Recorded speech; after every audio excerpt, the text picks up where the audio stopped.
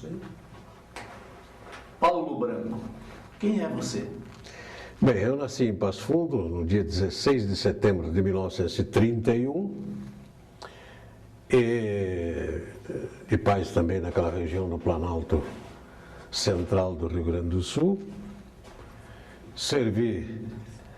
Prestei o meu serviço militar na Brigada Militar do Rio Grande do Sul, primeiro RC Santa Maria, e praticava boxe ali, aquela coisa toda e tal. Depois, embora meu pai tenha sido militar, eu não seguia a carreira de militar. Aí, quase que por acaso, ou mais por necessidade, entrei para o rádio. Lá no Rio Grande? No Rio Grande do Sul. De Porto Alegre, que eu dei baixa no serviço militar em Porto Alegre. Tentei algumas coisas, mas não tinha especializado em nada. Não é? Então, trabalhei em serviço braçal, grosseiro, etc. e tal, e que não resolvia o problema. Resolvi, então, fazer o quê? Visitar meus pais em Passo Fundo, tentar alguma coisa por lá, não havia também.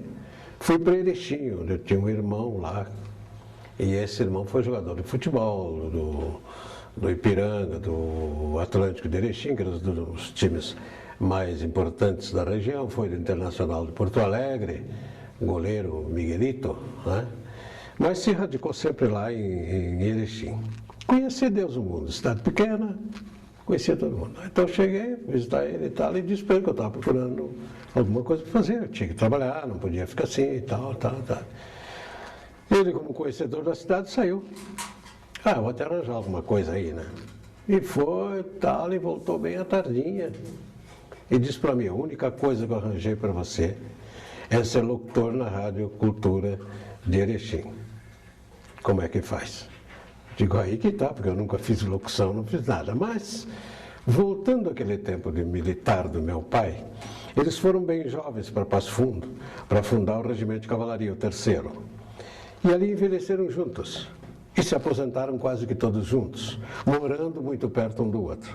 Então lá em casa diariamente tinha 8, 10 companheiros de militarismo deles lá, aquela coisa toda. Chegava o Correio do Povo de Porto Alegre, de 4 em 4 dias, porque não dava para chegar antes, né? E ele pedia para mim ler para ele. Então eu lia. Falando, tá? E ele dizia, olha, marca essa aí então, porque essa é boa. Não sei o que. Aí chegavam os amigos e eles diziam, senta aí, que eu li para eles aí que tem aquela notícia do coronel falando, do não sei o que lá, do comando da BM e tal. Saiu reajuste, não saiu? Fala isso lá. Eu ia procurar e lia. Entre eles havia um padrinho meu, chamava-se Rodrigues Alborz. E ele foi e disse, guri, eu vou te ensinar a ler. Bem assim, ele disse. E eu achei que eu sabia ler. Está valendo? Não, você tem que obedecer as vírgulas, que está passando tudo direto, tem ponto, tem reticência, exclamação, interrogação e assim por aí vai. Coisa que não se vê mais hoje em locução, né? O pessoal também está atropelando bastante. Mas enfim, ele começou a me ensinar.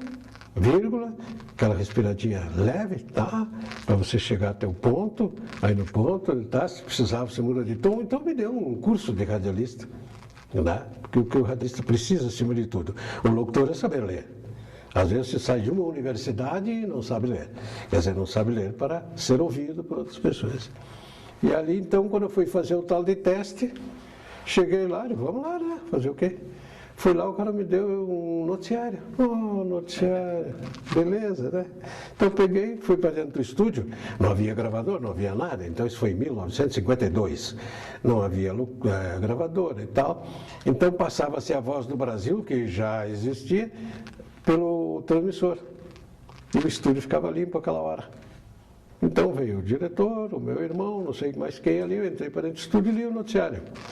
Quando eu saí de lá, o diretor, que era um senhor já, me chamou a atenção. Olha, guri, pense, você nunca minta para um mais velho. O teu pai não te ensinou isso? Eu digo, claro que me ensinou isso. Diz, então você mentiu para mim? Por que mentir para o senhor? Porque você disse que nunca tinha lido o noticiário, nunca foi de rádio nem nada, e você lê desse jeito? Você está muito bom, rapaz. Aí comecei no outro dia a minha brilhante carreira de radialista. Que rádio? Rádio Cultura de Erechim.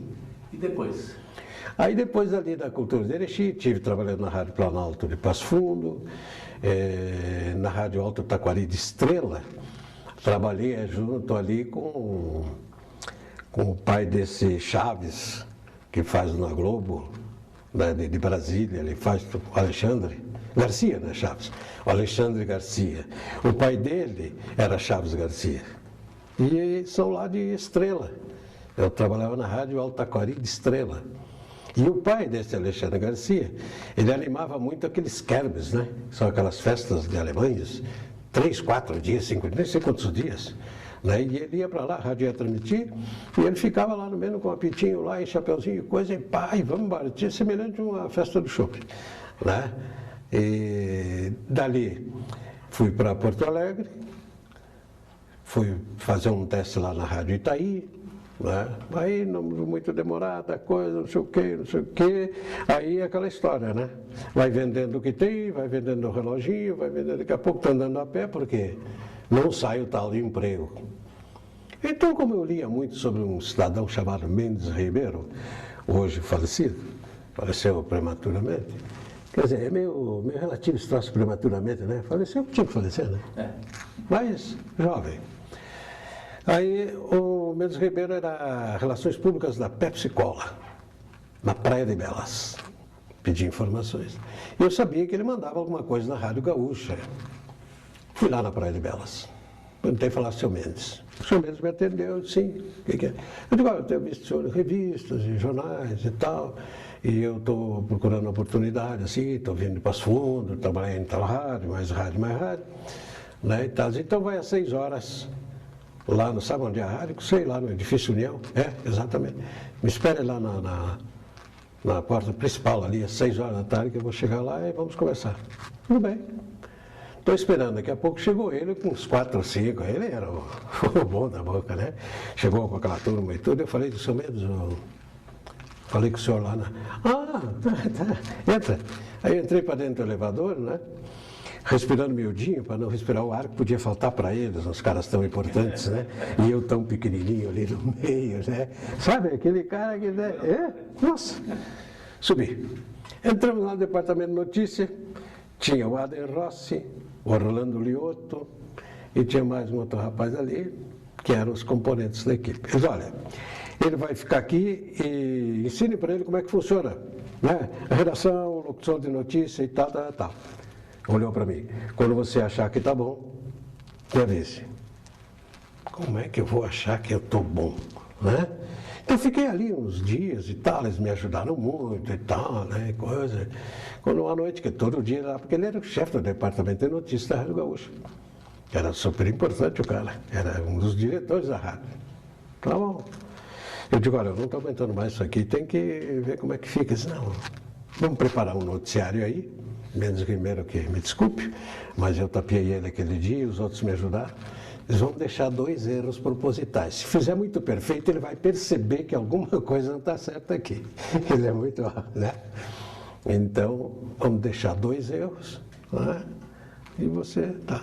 Quando ele entrou, eu digo, seu Mendes, já posso fazer o teste, porque aprendi alguma coisa com eles aí e tal. Diz, então grava tudo aí que eu já volto. Já tinha gravado. Quando ele voltou, já está saindo, chamei ele, sim, tá. Botou a perna em cima da mesa ali e ficou ouvindo o noticiário. Faltavam 10 minutos para as 9 da noite. Deu um erro, ele falou para mim, 1. Aí deu o segundo, ele disse para mim, 2. Se tiver o terceiro, pode ir embora. Fiquei aliviado, não tinha o terceiro. Não tinha. Sabe o que ele fez? Disse para mim assim, os caras, quem é que vai ler o noticiário das 9 aí? Concorrente com o repórter esta da Rádio Farroupilha. Quem que vai ler?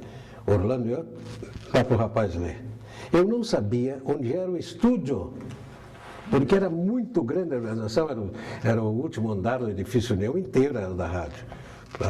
Tipo a clube que teve aqui em Curitiba, seu auditório, suas bandas, programa, tudo tinha também lá, e era tudo lá dentro.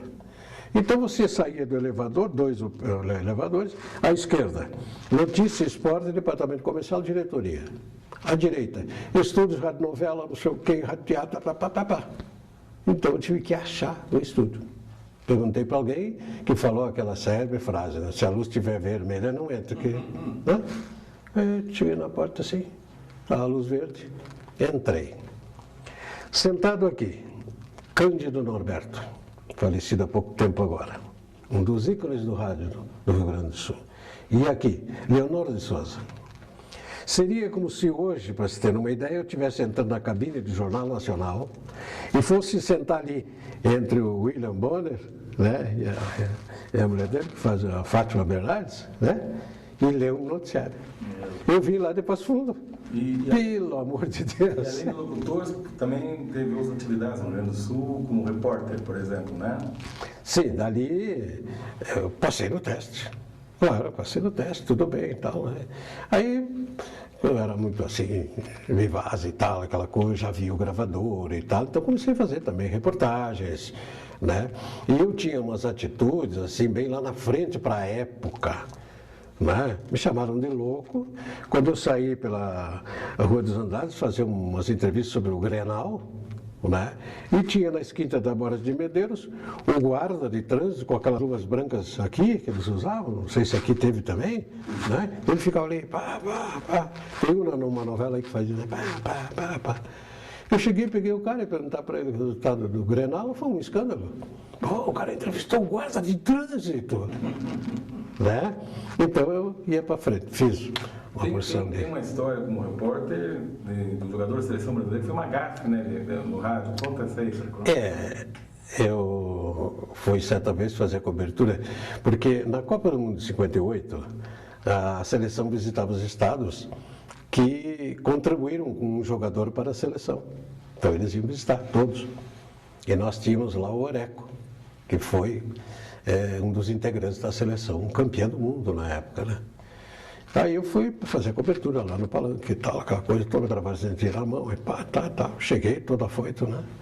E perguntei para um dos jogadores, que tinha uma senhora bem idosa, abraçada no Oreca e chorando, sabe?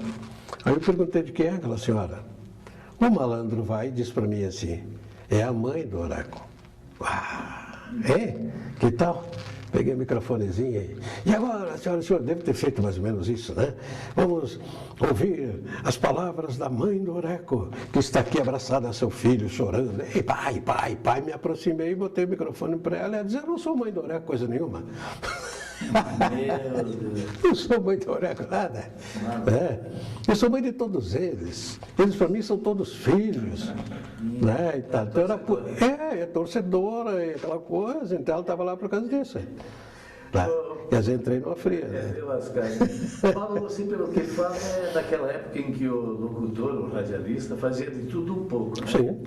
E uma das perguntas que comumente se faz a esses veteranos é como é que vocês faziam e que recursos tinham? Nossa, era muito heroísmo. Para você ter uma ideia, em Porto Alegre ainda foi transmitir a primeira FENAC, a Festa Nacional do Calçado, que hoje é um evento internacional, e eu fui designado mais o operador para transmitir. Era lá em Novo Hamburgo, para aquela região. Não chega em Porto Alegre. Não tinha como chegar. Então fomos ao Exército e pedimos a colaboração da Companhia de Comunicações. Como era um evento nacional, um evento feito no Rio Grande do Sul, o comandante liberou. E eles foram para lá com uma tonelada de equipamento, 2 antenas enormes, tudo isso para o som chegar até o transmissor da rádio.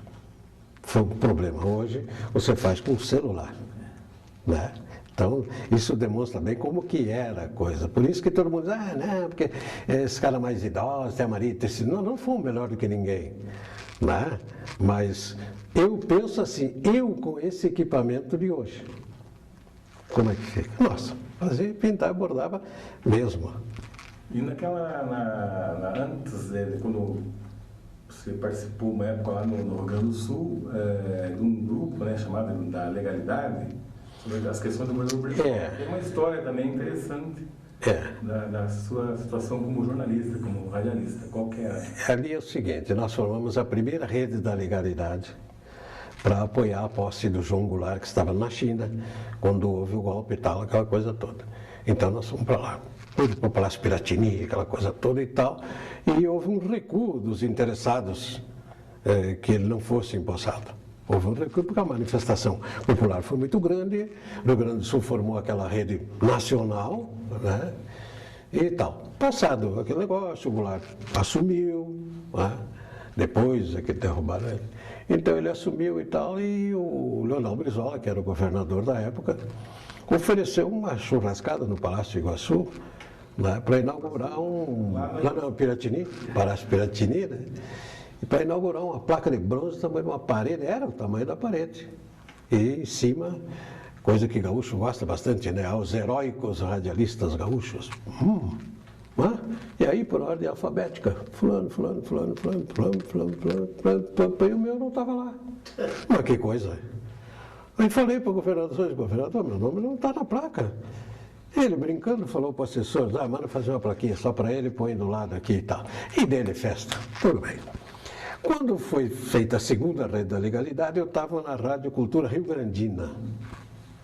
Né? Já tinha saído da Gaúcha, fiz uma bobagem muito grande, saí, que eu vou contar qual foi a bobagem.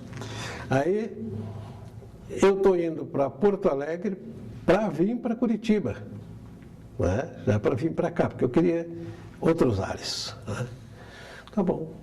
Aí deu a segunda rede da legalidade. Vamos formar a segunda rede, não sei o que, vai ser da prefeitura municipal, não sei o que, Nesse meio tempo, dizem, né, que o João Goulart agrediu o Brizola e não sei o que, todo mundo para o Uruguai. E eu não fui até lá, não sou trouxa de nada, né? Fiquei na minha. Menino, por causa daquela placa, deu colegas nossos na Argélia, eu junto com aquele famoso nordestino, lá que eu não me lembro o nome dele, né? Mas olha, foi uma espalha, porque aí chegou um oficial do exército com um datilógrafo e disse que ele falou assim, anota o nome dos heróicos radialistas aí. Vocês fizeram a sua placa, então? Não fizeram nada, aquilo era a gozação dele. Lógico. Só anotaram, o meu não estava. Né? E teve cara na Argélia, não sei onde mais, tiveram que fugir daqui. Né, por causa daquilo. Então você veja que são as coisas engraçadas. É mesmo. Né?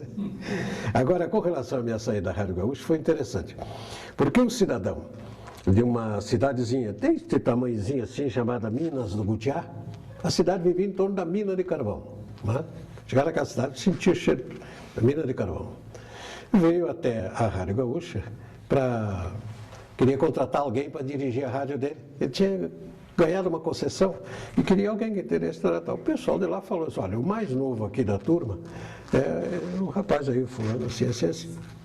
Fale com ele.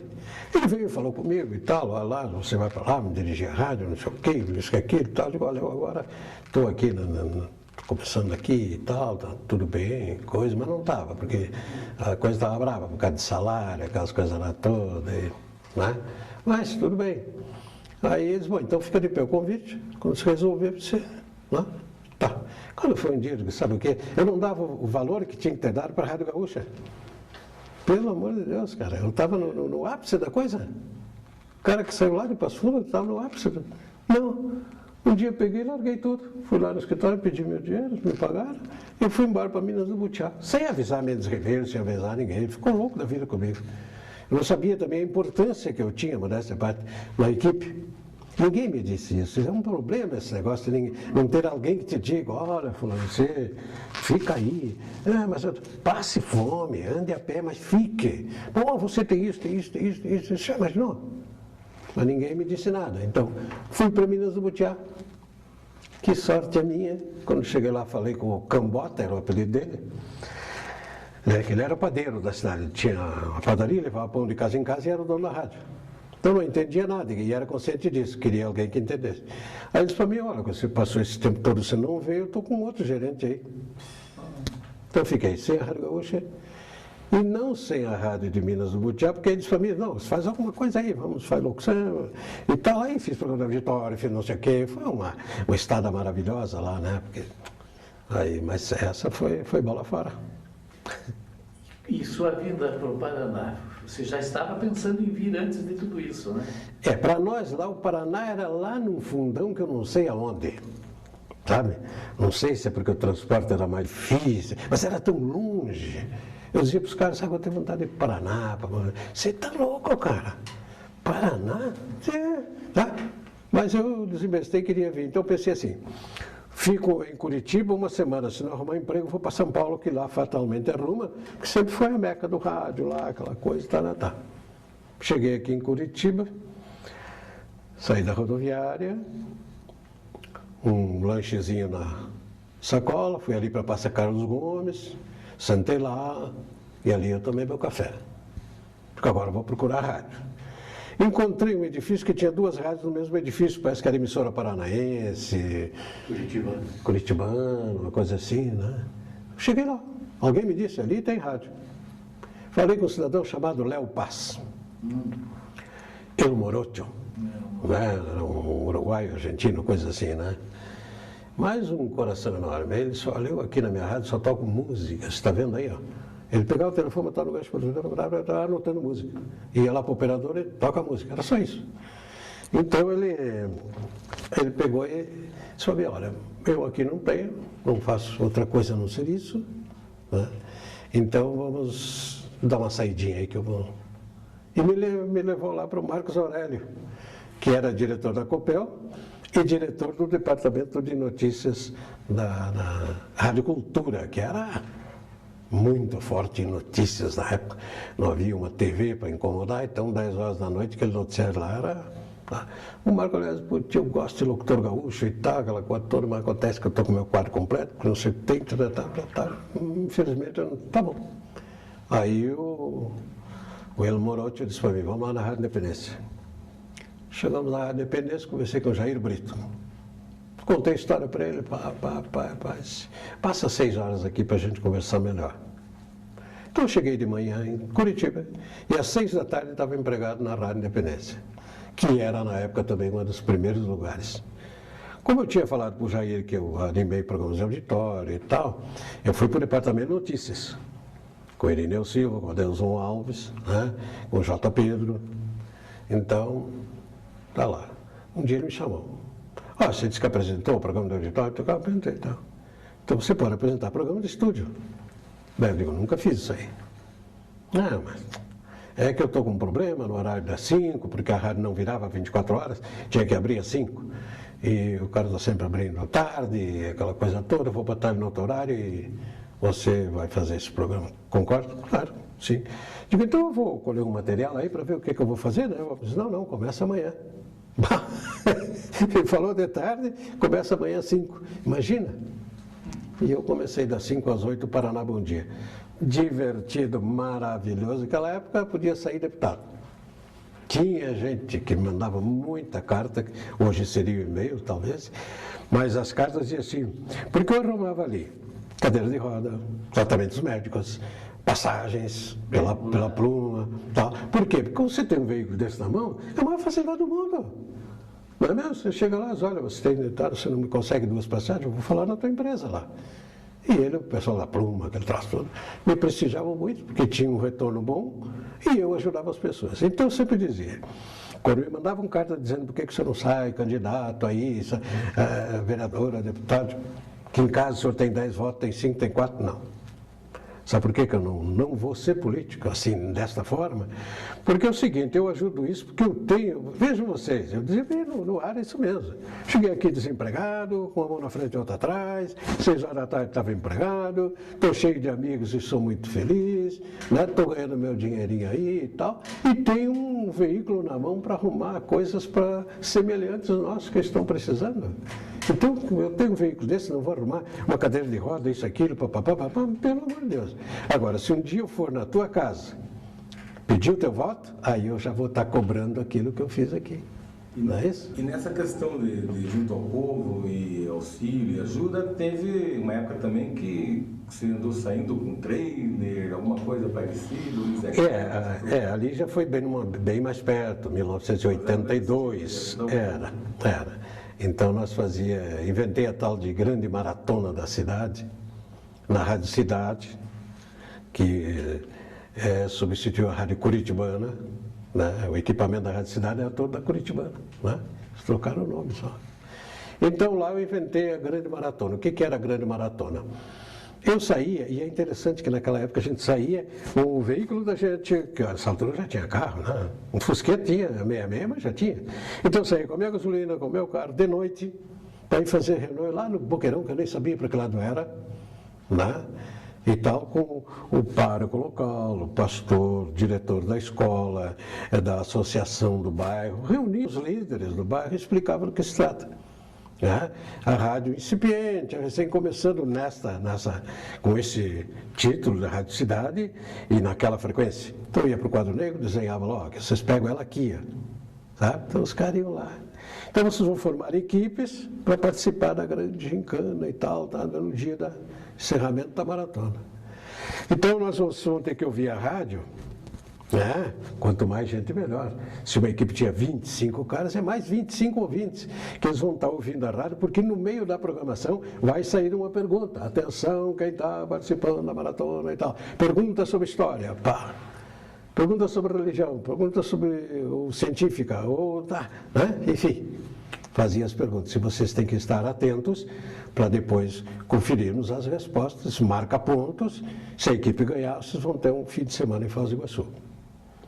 Para tantas pessoas. Você logo lá, o programa daí para fazer. Aí no sábado nós reuníamos toda a equipe da rádio, arrumamos um trailer emprestado.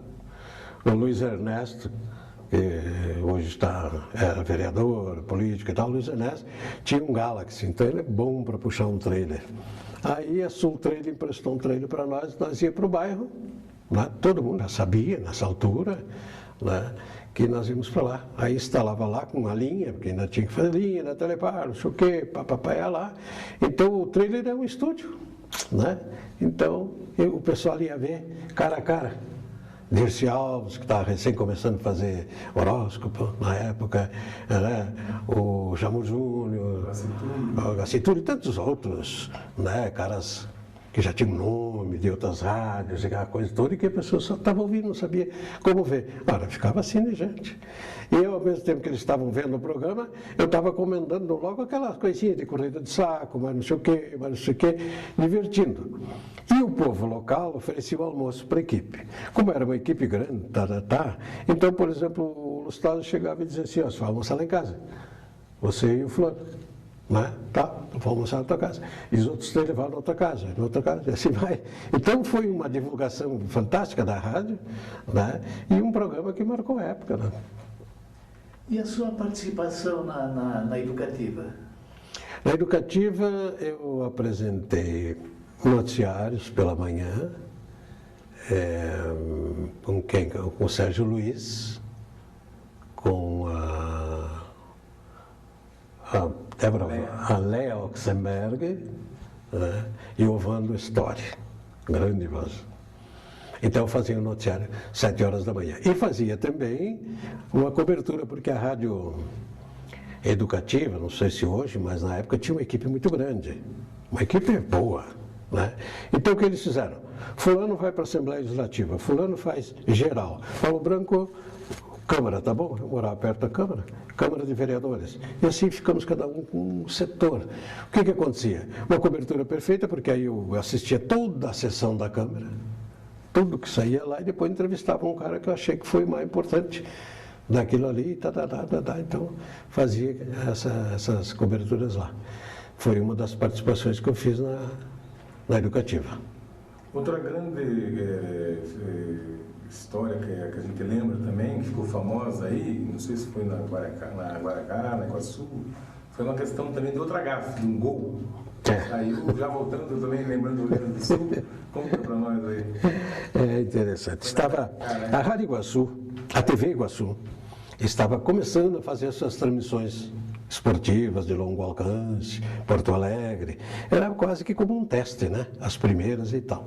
E a Rádio Guaracá já tinha sua equipe consolidada de esporte. Então estavam as duas lá, TV Iguaçu e Rádio Guaracá, pertencentes ao mesmo grupo, o Grupo Paulo Pimentel. Tá bom.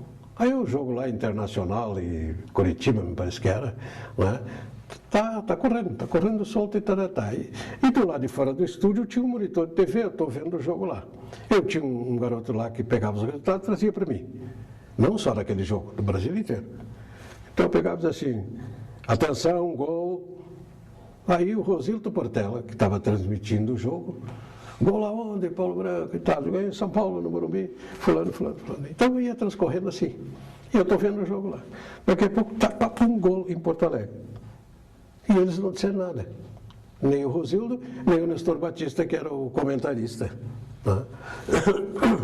Não disse nada. Aí eu digo, o que será que está acontecendo com eles? Eu falei, atenção, gol. Sabe, eu pensei assim. Aí o Rosildo falou, olha que foi gol, Paulo Branco. Eu digo, aí em Porto Alegre. Meu Deus do céu. Já imaginou, cara? Aí foi aquele. Né? Aí ali faz o Paulo Branco, saiu o gol, o gol e ficou tudo bem, tudo bom. Mas eles estavam. Depois contaram uma das versões, saiu N versões, do que eles estariam fazendo na hora, né? E a mais aceita foi de que chegaram as meninas lá de Caxias promovendo a festa da uva. E entrava na cabine, lembrando caixinha de uva, aquela coisa, e já fica lá, não sei o quê, e saiu o gol lá, eu só sabia de nada. Então foi impressionante aquilo ali. Né? Era na televisão ou na rádio? Isso. Na rádio, porque a televisão estava transmitindo o jogo normalmente, né? Eu nem sabia quem foi que fez, porque eu só via o monitor sem som, né? Para não atrapalhar a transmissão. E eles se perderam lá, então aconteceu essa coisa. Hoje tem livros mencionando esse capítulo aí. Falando em Iguaçu, daí você tem também no teu blog uma história do último dia, como é que foi essa sensação? Rádio Iguaçu foi impressionante. 1978, uma rádio que chegou para se manter inovando no som, uma porção de coisas, boa equipe também. Para você ter uma ideia, ela é a Rádio Guaracá, né? A aparelhagem da Rádio Guaracá, que foi comprada pelo Grupo Paulo Pimentel. Depois montaram, ficamos 6 meses sem trabalhar, recebendo coisa rara, hein? Né? Religiosamente, sem trabalhar, até que a Iguaçu ficasse pronta. Ficou pronta, entramos no ar. Então a gente fazia de tudo. Vestibular era um show, né? Vestibular era. Certa vez eu fui já contar essa história aí do que você me pediu, mas uma vez fui fazer uma cobertura de um vestibular na Evangélica, era ali perto do Hospital Evangélico, ali atrás, que era o comitê que ia distribuir os resultados. Estava assim de rádio lá. Eu olhei e telefone era uma raridade, porque os que tinham, certo? Então pegava um operador, pega aí e tal, e fica aí, e fica falando. Até eu ir aí, senão você perde a linha, e daí? Aí tudo bem. Aí eu olhei para a turma e tive uma brilhante ideia. Entrei lá para dentro, onde estavam envelopando as coisas. Digo, turma, legal, Paulo, eu sou da Rádio Iguaçu e tal. Olha, se quiser pedir alguma música, alguma coisa aí, aniversário e tal. Já comecei a anotar o nome dos caras. Né? E tá, pô, lá nós fizemos isso, assim, eu ouço a Rádio Iguaçu, não sei o que, aquela coisa toda. Digo, quando estiver pronto meu envelopinho, você me dá aí, porque eu tenho que ir até a rádio, é longe. Não, vem aí da Rádio Iguaçu. Me deu, por dentro aqui, passei pelos meus colegas, tudo bom, tudo legal? Tudo bem, eu acho que já vai sair aí e tal. Cheguei na porta, tchum! Quando eles ouviram, eu já tinha dado uns 50 nomes, eu acho. Já estava lá na frente. E era uma guerra, né? Era uma guerra. E eles não ficavam odiando a gente. Foi esperto. Tudo bem. Então, da Rádio Iguaçu, no dia em que houve o fechamento da rádio, que a gente sabe que foi questões políticas e tal, mas nunca ficou assim bem explicadinho tudo como é que foi, mas também já passou. Aí eu estava fazendo a cobertura de um presidente que estava inaugurando a usina de ureia lá em Araucária. Se não me engano, era o João Batista Figueiredo. E chegou um colega e disse para mim, o que você está fazendo aí? De outra rádio. Eu falei, estou fazendo a gravação e tem que levar para a rádio. A tua rádio não existe mais. Como não existe mais? A tua rádio fechou hoje de manhã, rapaz. Porque eu fui para lá cedo, né? Brincadeira. Continuei fazendo meu trabalho e tal e coisa, peguei o carro e fui embora para a rádio. Cheguei lá, tudo desligado. Sabe o que é você ter um ambiente de trabalho, tá ali, sabe? Tudo parado, tudo aí. O pessoal já tinha feito despedidas, já tinham lido coisas, já tinham não sei o quê e tal. E eu estava lá trabalhando ainda, achando que estava empregado. Aí já não estava mais. Paulo Pimentel, justiça seja feita, reuniu todos eles e disse, olha, eu acho que a culpa é do governo. Agora, se a Justiça do Trabalho disser que é minha, a responsabilidade é do governo, é minha responsabilidade, eu pago. Mas vamos discutir isso. Tudo bem, entramos na Justiça e ganhamos. Ele tinha que pagar e pagou. Ninguém ficou sem um centavo para trás. Mas cortou o coração, né? Nossa, foi uma coisa muito dolorida, como se perdesse uma pessoa da família. Né? Mas no seu início aqui em Curitiba, sabe-se que uma ocasião você resolveu, era início, ninguém te conhecia aqui ainda, e você resolveu fazer uma promoção do seu nome. Ah, sim, claro, fica divulgando todo mundo, né? Eu também. Então, não sei se era um dia de folga ou não. Também umas que outras, né? Eu já estou mais para cima do que para baixo. Vou na rádio. É claro, para onde é que eu ia mais, né? Fui lá para a rádio, estava lá o Elon Garcia. E o Elon Garcia, nas horas de folga dele, dirigia o táxi do pai dele. Acho que o pai dele teve uma frota de táxi, aí era carro de aluguel na época, né? E ele estava lá. Eu falei, pô, Elon, vamos dar umas voltas de carro aí. Pagando bem, que perigo tem? Tá bom.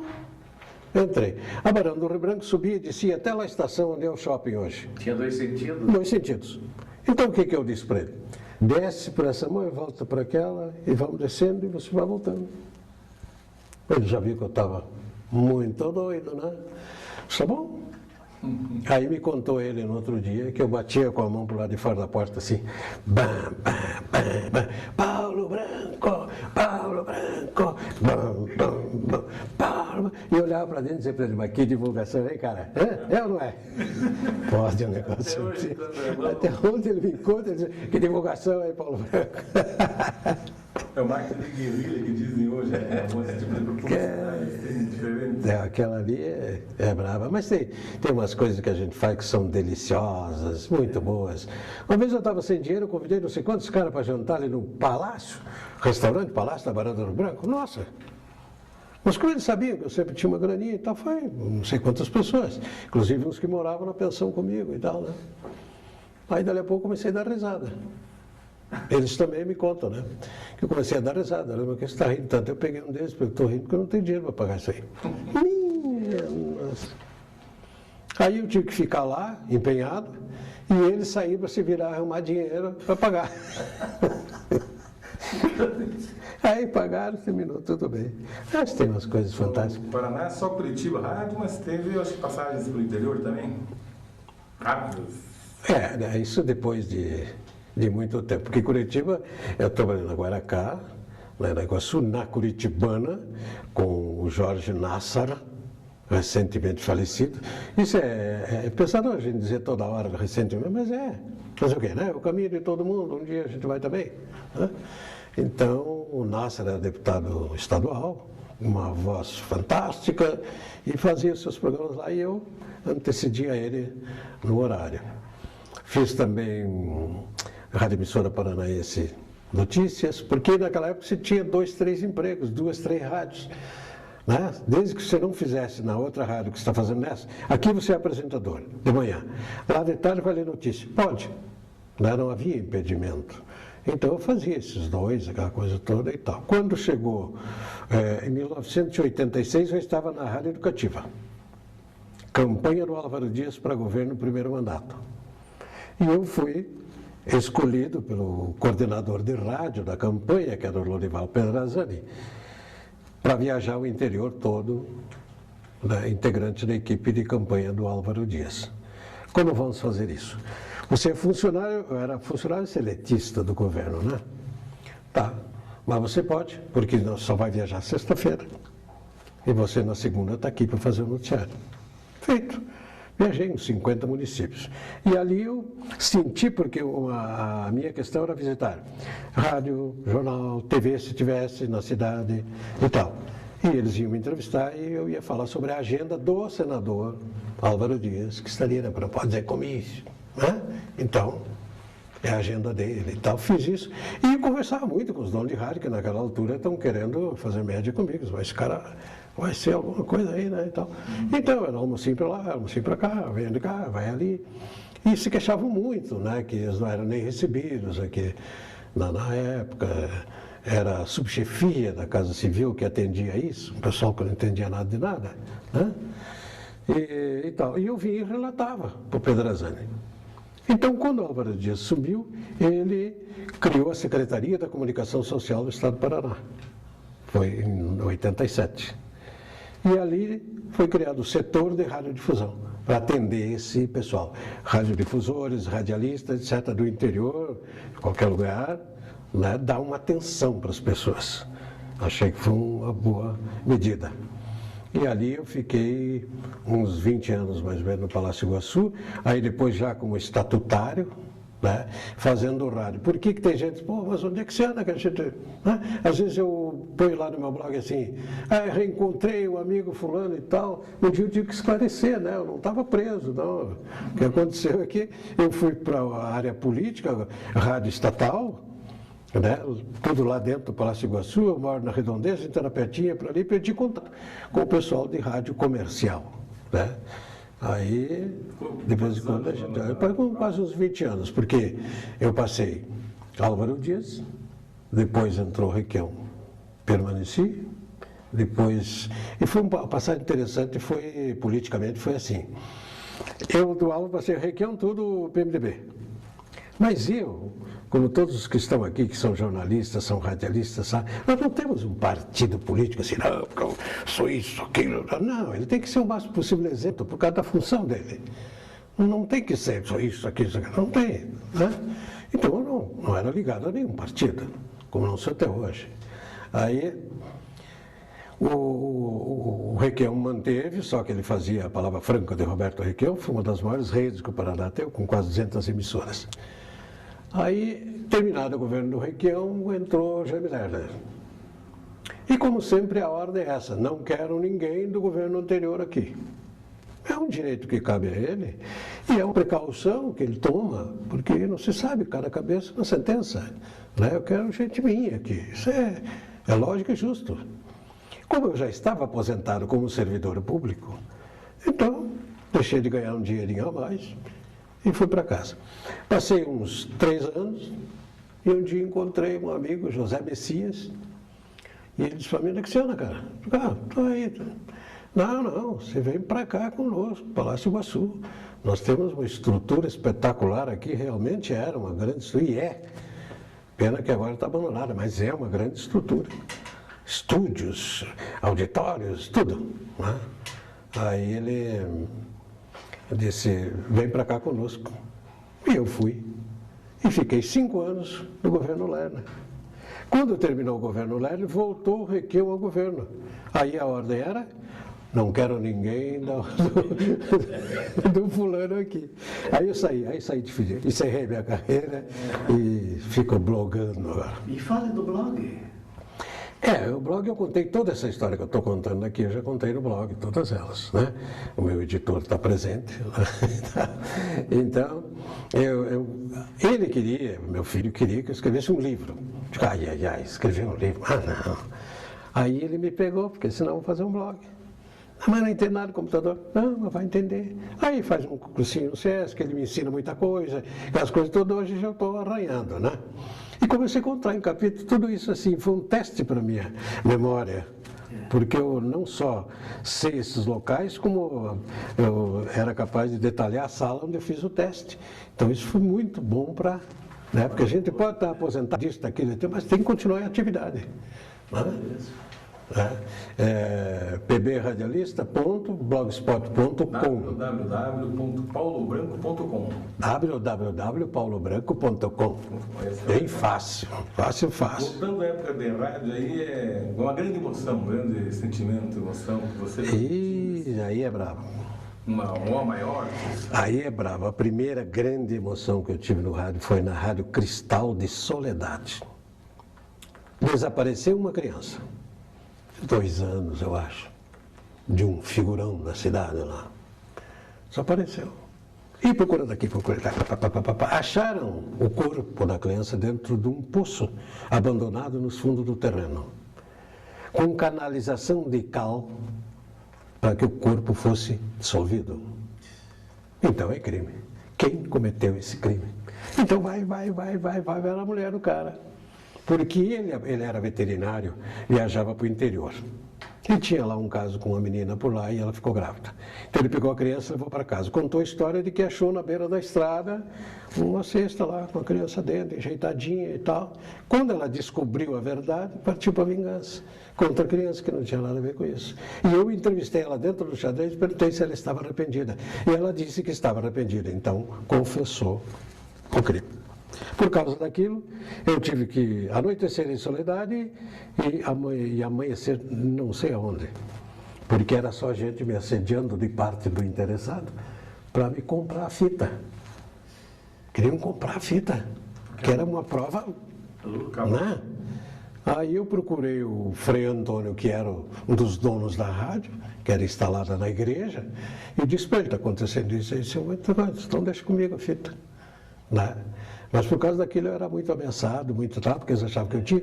Daqui a pouco vai acontecer um troço idiota aqui, eu tirei o time. E a segunda grande, estou transmitindo o vestibular, onde o meu filho era vestibulando, ciências exatas, né? E eu estou lendo a relação. Mas curioso saber se ele passou no vestibular. Pô, teu filho, né, cara? Aí, vai, vou indo. E vai, até o Jota. José Daniel passou e tal, eu falei, tudo bem, então,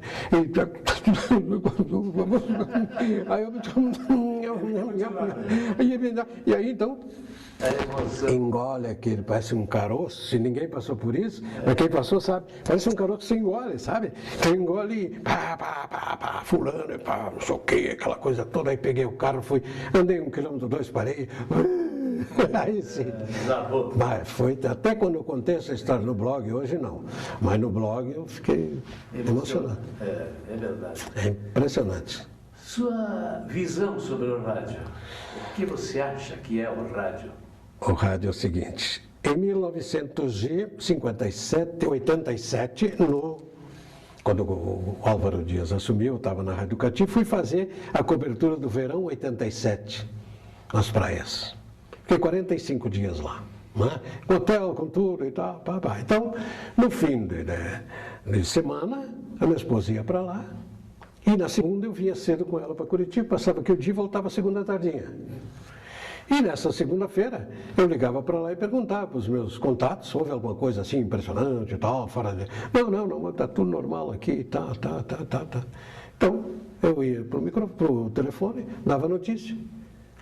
E uma vez eu fazia também para a Rádio Clube, né? Num programa que tinha na Rádio Clube, ganhava um cachezinho lá e fazia também para a Clube, quando era junto com a Paraná ali na Saldanha Marinho. E o Maciel era um dos operadores. João Carlos Maciel, né? Luiz Nivaldo Maciel. Veio Zusa. Veio Zusa, era operador. E eu fiz. Dali, do outro lado, da Rádio Educativa, que era na mesma quadra, eu fiz para a Rádio Clube. Hoje eu tenho não sei o que, o tempo está bom, obrigado, até amanhã, papai, não sei o que. E eu escutei aí, como é que estão as meninas pequenas aí? Digo, estão maravilhosas, cara. Está desfilando uma aqui agora que, pelo amor de Deus. Tchau, desliguei. E eu esqueci daquilo tudo e subi a município, porque eu ia pegar meu carro, estava no estacionamento ali em cima, e aí estava o Marcelo na porta. Olhou para mim e disse, mas seu cachorro, como é que você foi da praia e agora está aqui, cara? Aí que ele percebeu como é que foi a história. Mas tinha perguntado, não era bem isso, né? É o que o rádio. A do rádio. Então, não, dentro desse pensamento.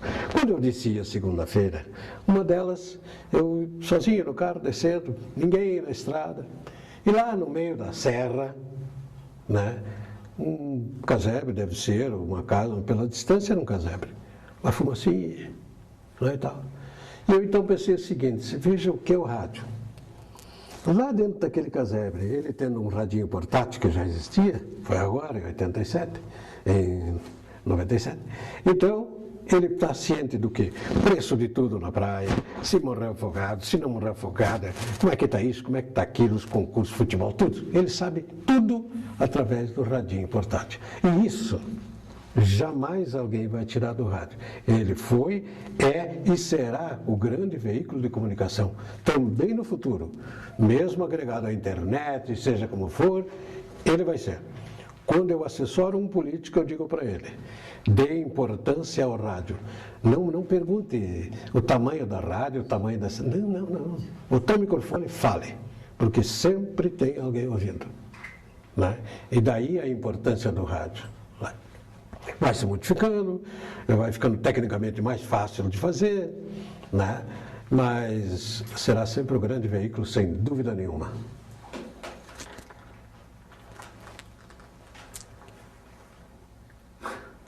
Rádios aqui em Curitiba, então, que você passou, qual que mais marcou, mais tempo, o que você mais gostou de fazer? Era auditório, locução, reportagem? Aí é meio difícil de dizer, porque todos os programas que eu fiz, eu fui muito feliz, muito divertido, a gente não pensava em dinheiro, não pensava em poder.